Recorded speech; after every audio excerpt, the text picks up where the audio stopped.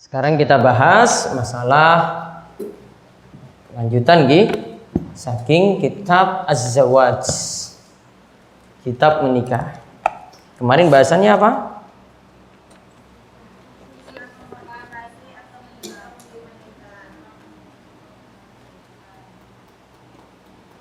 Kemarin bahasannya apa? Motivasi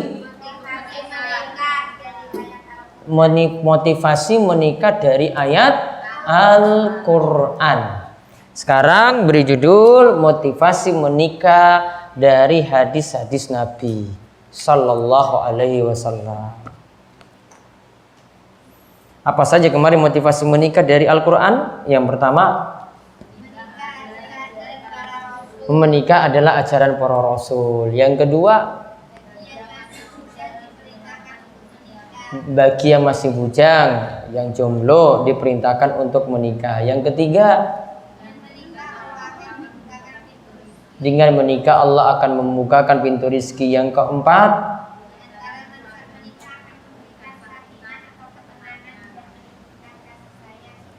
dengan menikah akan timbul sakinah, ketenangan dan kasih sayang. Yang kelima, sudah. Sekarang motivasi menikah dari hadis Nabi Sallallahu Alaihi Wasallam. Motivasi menikah dari hadis Nabi Sallallahu Alaihi Wasallam. Kemarin berarti dari saking ayat Ar-Ra'du ayat 38, An-Nur ayat 32, Ar-Rum ayat 21. Sekarang kita lihat saking hadis. Coba dibacakan hadis saking Anas dan seterusnya. Siapa yang pegang mic tadi? Mbak Pak Iwes tahu ini. Mbak Martiani orang. Ayo.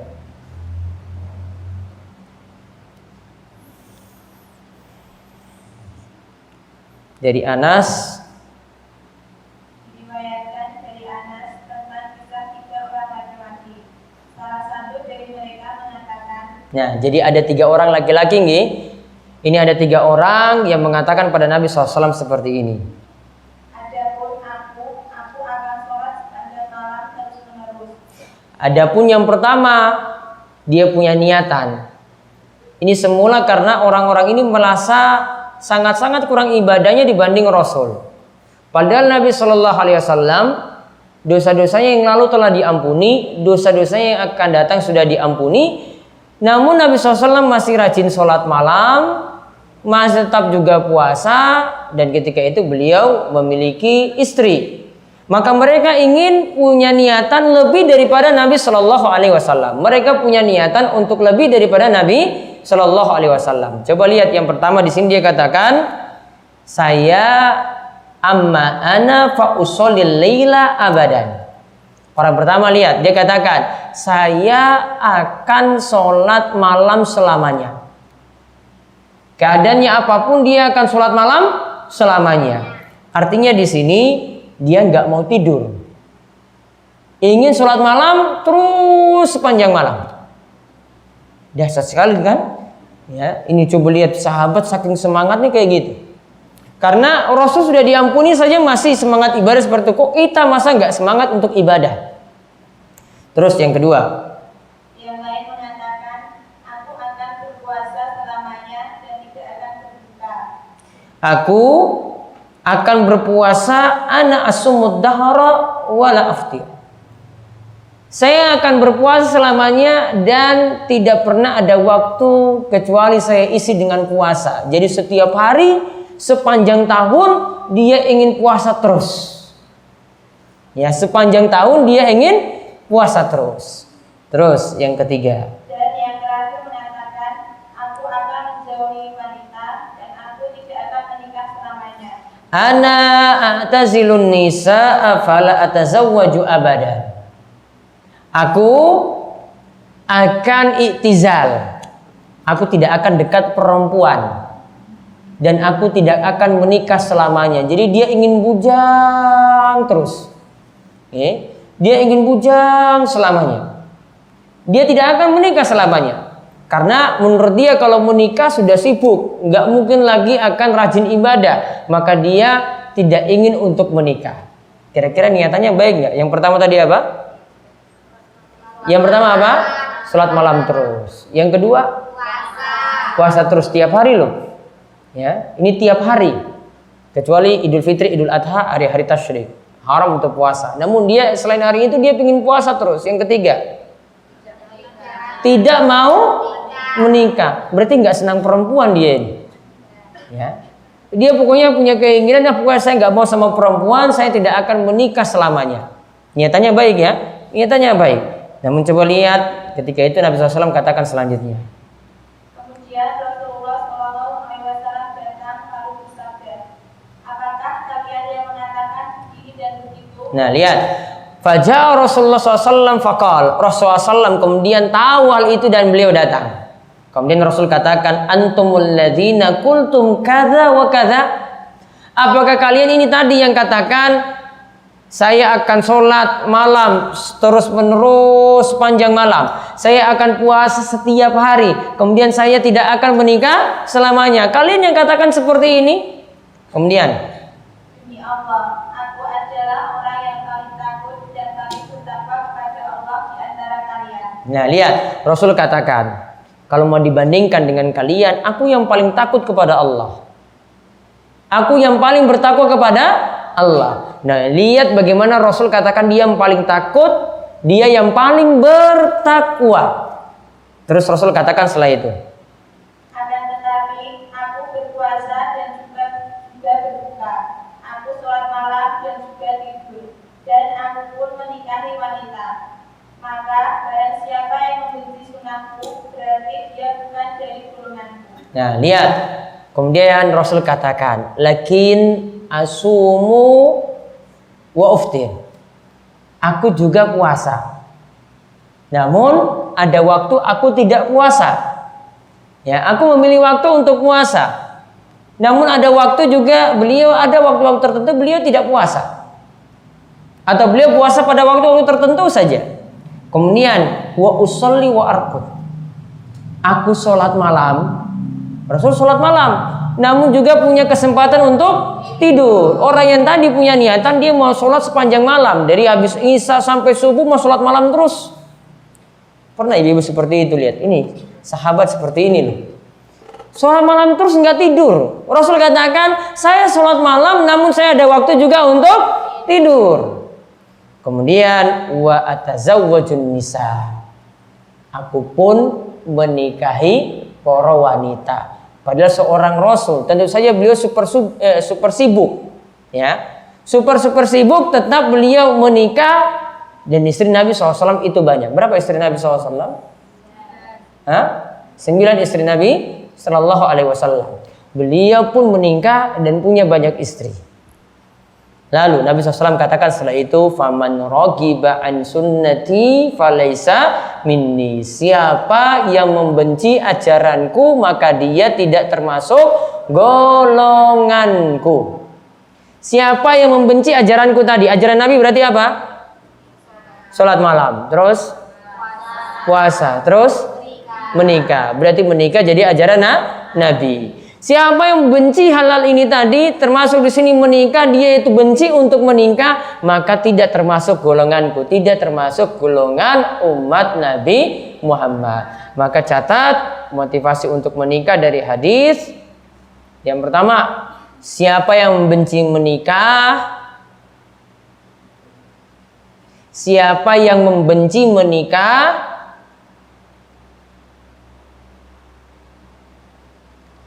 Tidak termasuk golongan Nabi. Siapa yang membenci menikah tidak termasuk golongan Nabi. Kemudian hadis yang berikutnya di bawahnya. Diriwayatkan dari Ma'qil bin Yasar bahwa Nabi Shallallahu Alaihi Wasallam bersabda, nikahilah oleh kalian para wanita yang penuh kasih sayang lagi subur, karena aku bangga jika jumlah kalian Baik. Lihat kata Nabi SAW dalam hadis Ma'qil bin Yasar, Nabi SAW mengatakan tazawwaju al-wadud al-walud. Nikahilah wanita yang punya dua sifat. Yang pertama al-wadud. Wal-wadud itu dari kata wud, artinya kasih sayang, wanita yang penyayang. Kemudian al-walud, yaitu al-walud ini dari kata al-walladah, lamnya itu ditasydid, artinya wanita yang subur, yang punya banyak keturunan. Wanita yang subur, yang punya banyak keturunan. Fa inni mukasirum bikumul umam. Karena nanti aku akan berbangga dengan kalian dengan banyaknya umatku pada hari kiamat. Maka lihat di sini Nabi berbangga dengan banyaknya umatnya pada hari kiamat. Lalu dikaitkan dengan sifat wanita itu ada dua. Yang pertama apa?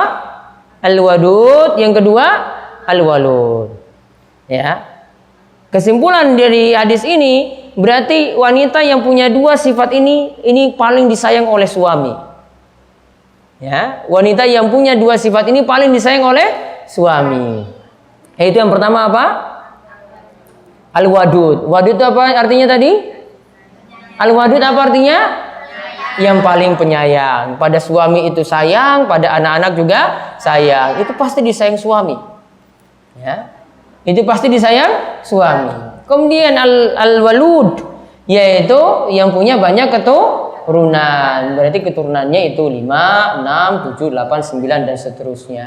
Makin banyak berarti makin disayang suami. Sekarang motivasi yang kedua.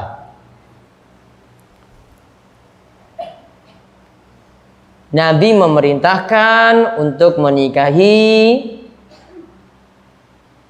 wanita yang punya dua sifat.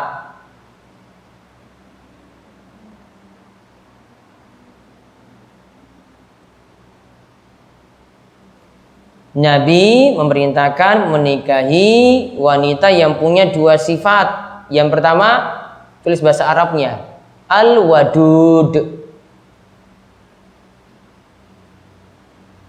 Nanti kalau punya anak dikasih nama itu wadud. Nanti dipleseti apa lagi gitu. Yang pertama al-wadud, artinya istri yang penyayang.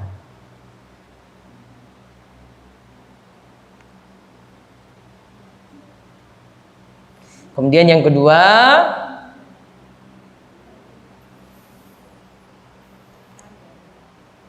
istri yang subur, punya banyak keturunan. Istri yang subur, punya banyak keturunan.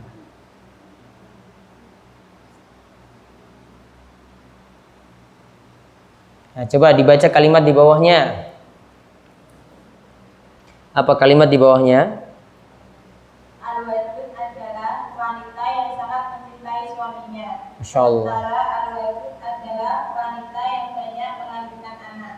Nah, yang pertama al-wadud, wanita yang mencintai suaminya. Masya Allah, ini luar biasa sekali nih kata Nabi Shallallahu Alaihi Wasallam. Ya, jadi nggak perlu cantik-cantik juga berarti kan? Yang penting apa di sini? Al-wadud. Ya. Yaitu menyayangi suami. Termasuk menyayangi suami, dia menyayangi anak-anaknya, ngurus anak-anaknya dengan baik, ngurus suaminya dengan baik. Kemudian yang kedua al-walud, di sini artinya taksuru waladatuha, yaitu yang punya banyak keturunan. Terus baca lagi hadis dari Ibnu Mas'ud. Diriwayatkan dari Ibnu Mas'ud, Rasulullah Shallallahu Alaihi Wasallam bersabda, "Wahai para pemuda, barang siapa di antara kalian yang sudah ba'ah atau mampu, hendaklah dia menikah, karena menikah itu lebih dapat menunjukkan pandangan dan lebih menjaga kemaluan. Dan barang siapa yang belum mampu, hendaklah dia berpuasa, karena puasa itu sebagai bijak atau penekan nafsu syahwat baginya." Terus di bawahnya lagi. Maksud ba'ah di sini adalah mampu untuk membiayai proses pernikahan dan memberi nafkah kepada istri. Karena ucapan beliau ini ditujukan kepada pemuda yang mempunyai kemampuan untuk berjima. Sedangkan wijah maksudnya sesuatu dapat memutus syahwat. Masya Allah. Ya ma'syar syabab, wahai para pemuda. Syabab itu pokoknya anak yang sudah balik sampai usia 30 tahun. Berarti kalau sudah di atas 30 tahun berarti wis tua. Syabab ini pemuda. Nih, syabab itu masih muda. Berarti ibu masih syabab apa wis tua ini sudah syekh? Oh, masih muda. Ya berarti masih bisa nambah anak lagi. Iya, insya Allah. Man istata'a minkumul ba'ah, siapa yang diantara kalian yang punya kemampuan ba'ah. Kata Syekh Abu Malik sini, beliau katakan ba'ah artinya punya kemampuan untuk biayai nikah dan untuk menafkahi keluarga. Biaya nikah sekarang berapa? Hah? Biaya nikah berapa? Kalau laki-laki pengen nikah itu biayanya berapa? Hah? Kalau yang jomblo-jomblo pengen nikah itu biayanya berapa, ibu-ibu? Berapa? Enggak, dia harus serahkan kepada perempuan itu berapa? Oh, tergantung perempuannya. Kalau ayu berarti tambah mahal gitu. Hah? Mas kawin mobil apa kemarin? Datsun bukan Avanza. Emas berapa gram? Wah, aduh, saya sudah nggak bisa menikah lagi. Udah dari dulu kalau kayak gitu itu. Kalau di tempat yang lain itu maharnya dilihat dari dia lulusan apa dulu. Kalau lulusan SMA ya berarti biasa-biasa. Kalau lulusan S1, wah sudah nambah lagi nanti maharnya. Kalau S2, mau nambah lagi tinggi lagi. S3 ya berarti wis tua. Ya. Namun masalahnya karena tingkatan pendidikannya tinggi berarti maharnya itu makin super mahal. Ya, sangat mahal. Ya, kalau SD saya nggak tahu di sini juga disebut di sini. Namun ya, yang jelas di sini orang yang menikah, pemuda yang menikah, kata Nabi SAW, hendaklah punya kemampuan yang pertama untuk biayai nikah, yang kedua punya kemampuan untuk memberi nafkah keluarga. Di zaman Nabi SAW dulu, kalau mau dihargakan, cuma dengan Nabi SAW katakan, awulim walau bisyad. Nabi SAW katakan kepada Abdurrahman bin Auf, awulim, lakukanlah walimah, adakanlah walimah nikah, adakanlah pesta nikah, walau bisyad, walaupun dengan 1 ekor kambing. Berarti biaya nikah di zaman dulu cuma 1 ekor kambing. Berapa 1 ekor kambing? Karo tengah kan? Iya, karo tengah berarti sudah bisa menikah di zaman dulu. Kalau sekarang berapa berarti? Ya, kalau dengan orang warak nikahnya berapa? 100 juta. Ih, mahal sekali. Ini kan cari orang lain aja di luar warak. Baik.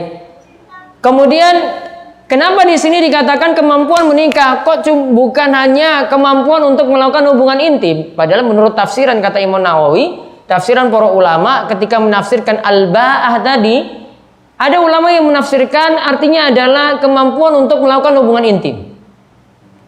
Di sini dikatakan oleh Imam Nawawi karena yang dipanggil di sini adalah para pemuda. Rata-rata sudah punya keinginan untuk menikah dan punya kemampuan untuk melakukan hubungan intim. Jadi yang dimaksud di sini lebih daripada sekedar melakukan hubungan intim, yaitu harus mampu memberikan nafkah. Harus mampu memberikan nafkah. Berarti kalau belum mampu memberikan nafkah, wajib menikah atau tidak? Tidak. Tidak ada perintah untuk menikah ketika itu kalau belum mampu untuk memberikan nafkah. Apa solusinya kalau tidak mampu untuk menikah? Nabi katakan selanjutnya, maka menikahlah, fa innahu aghaddu lil basar. Karena dengan menikah itu akan lebih menundukkan pandangan, wa ahsanu lil farji, dan lebih menjaga kemaluan, wa man lam yastati', dan siapa yang tidak mampu menikah. Tidak mampu karena apa tadi? Tidak mampunya karena apa? Tidak mampunya karena impoten atau apa? Karena tidak punya biaya untuk menikah. Kata Nabi SAW, fa'alaihi bisawm, maka hendaklah dia banyak-banyak puasa. Hendaklah banyak-banyak puasa. Jadi kalau wong kere nggak bisa menikah diperintahkan banyak puasa. Fa innahu lahu wija, karena dengan puasa itu akan mengekang, akan menahan hawa nafsunya. Berarti kalau belum menikah banyak-banyak puasa. Sekarang motivasi ketiga berarti Nabi memerintahkan bagi yang sudah punya kemampuan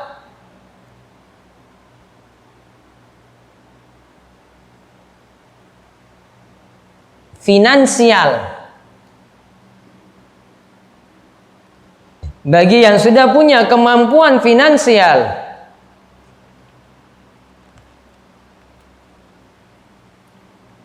untuk menikah,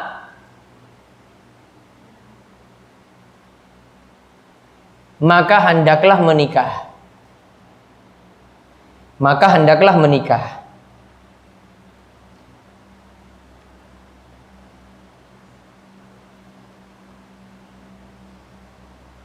Terus dilanjutkan, kalau tidak mampu,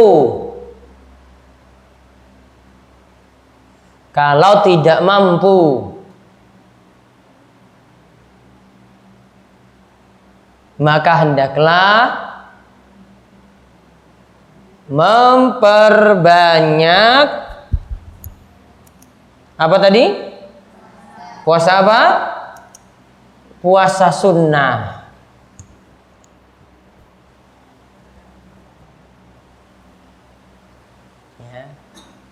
Memperbanyak puasa sunnah. Di sini Nabi SAW tidak katakan solusi terakhir lagi.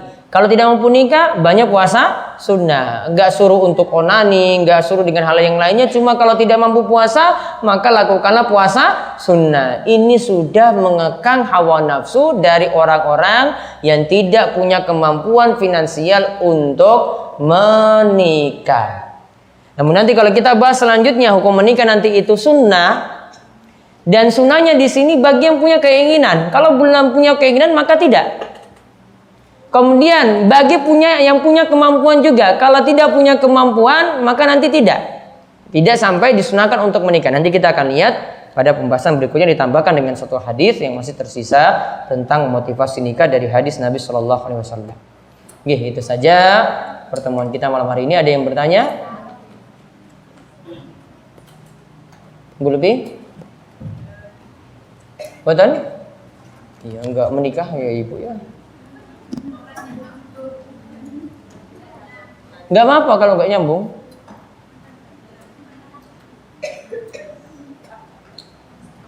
Bebas, daripada enggak nanya-nanya. Oh, menikah sudah enggak nyambung lagi. Ya wes, gimana lagi coba? Ini bahasanya gini. Ada lagi? Ibu-ibu? Mbak-mbak?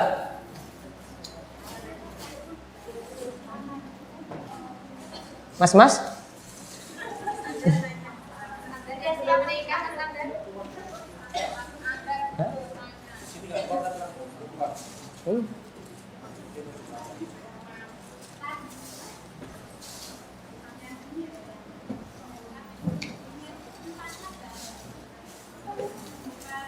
Pembuka pintu rezeki. Enggak, ada tambahan selanjutnya, sebelumnya itu ada 4 itu yang tambahan dari iman dan takwa itu. Ada saya sebutkan pembukaan dulu di situ. Sholawat? Mboten. Kalau amalan khusus enggak. Namun setiap amalan soleh apapun itu jadi pembuka pintu rezeki. Setiap amalan soleh apapun itu jadi pembuka pintu rezeki. Maka saya jelaskan itu lebih dulu baru masuk ke amalan-amalan rincinya. Gitu. Sudah punya bukunya Bu ya? Sudah. Ada lagi?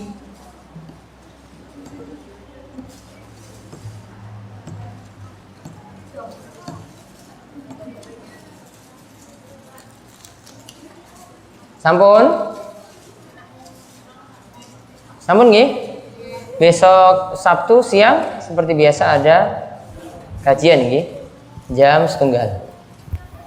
Kalau bisa 12:30 sudah bisa mulai nanti ada acara. Ya, itu saja kita cukupkan, kita tutup kalian doa kafaratul majlis. Monggo. Subhanakallahumma bihamdika asyhadu an la ilaha illa anta astaghfiruka wa atubu ilaik. Assalamualaikum warahmatullahi wabarakatuh.